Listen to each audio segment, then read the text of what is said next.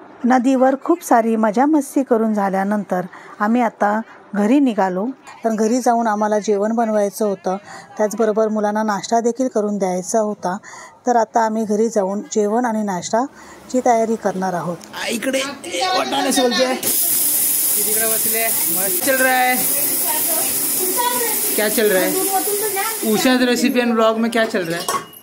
वड़ा चल रहा है, खाना बनाना. अभी हम लोग साबुदाना वड़ा बनाने वाले हैं नाश्ते के लिए. अभी हम लोग साबुदाना वड़ा बना रहे हैं, फिर दाल बनाने वाले हैं, फिर चावल बनाने वाले हैं और फिर खाना बनाने वाले हैं. अभी दूध बना रहे. दूध बनवत आहे. चाय. अच्छा, चाय बनवत. चाय चाय चाय. बाहेर जाऊया. हॅलो, मोठे आवा. Hello hi, how are you? Good. नाश्ता बनवून मुलांनी खाल्ला. त्यानंतर आम्ही जेवणाची तयारी केली. जेवण देखील बनवून झालं. जेवण बनवून झाल्याच्या नंतर आम्हाला समजलं की आमची पालखी 2 तास उशिरा येणार आहे. त्यामुळे काय करायचं, तर आम्ही सगळी तयारी करून बसलो होतो. आणि नंतर आमच्या रोहितला घरामध्ये ढोलकी भेटली. तर ढोलकी वाजवत असतानाच आम्हीच कलाकार आणि आम्हीच गायक बनून एकदम आमचं मनोरंजन करून घेतलं.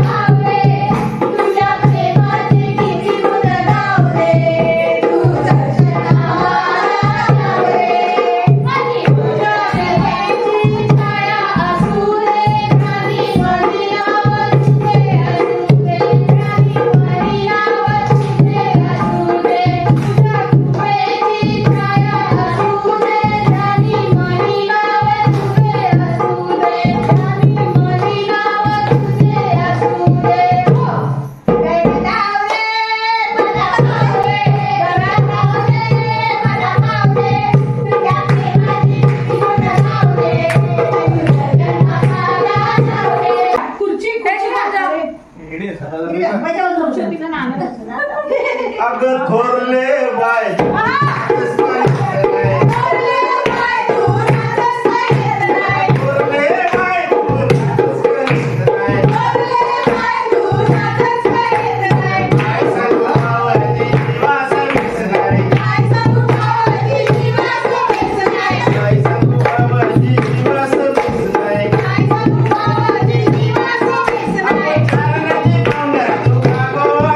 Bye.